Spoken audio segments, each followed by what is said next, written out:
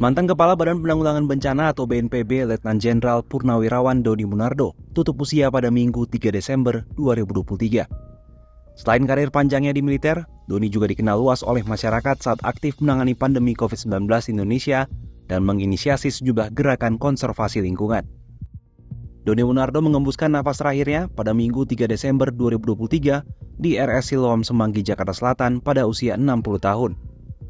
Lulusan Akademi Militer tahun 1985 ini mengawali karirnya sebagai anggota Kopassus dan pernah ditugaskan di daerah-daerah rawan konflik seperti Timur Timur dan Aceh. Setelah 12 tahun ia kemudian bertugas di Batalion Raider Bali. Kemudian ia ditarik menjadi anggota Pas Pampres sebagai salah satu komandan detasemen Markas Dadenma hingga tahun 2004.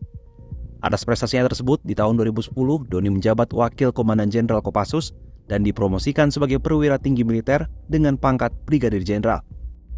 Di kesatuan elit itulah karir Doni terus bersinar. Doni kemudian dipromosikan menjadi Komandan Pas Pampres pada pertengahan 2012. Di masa SBY menjadi presiden, dia sukses mengomandani Pas Pampres.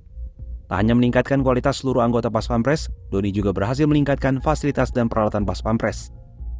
Di masa pemerintahan Presiden Joko Widodo, Doni dipromosikan menjadi Komandan Pasukan Elit Kopassus pada tahun 2014. Selanjutnya, ia menjadi Panglima Komando Daerah Militer 16 Patimura dan Panglima Kodam Militer 3 Siliwangi. Saat terpilih kembali menjadi presiden pada periode kedua, Jokowi menunjuk Doni sebagai Kepala BNPB. Di tengah pandemi COVID-19, Doni juga merangkap jabatan sebagai Kepala Pelaksana Gugus Tugas Percepatan Penanganan COVID-19. Dengan jabatan ini, Doni menjadi komandan terdepan dalam penanganan pandemi COVID-19 yang sudah menyebar di hampir seluruh wilayah Indonesia. Ia memimpin gugus yang bertugas mengkoordinasikan kegiatan antar lembaga untuk mencegah dan menanggulangi dampak penyakit akibat virus corona tipe baru atau COVID-19.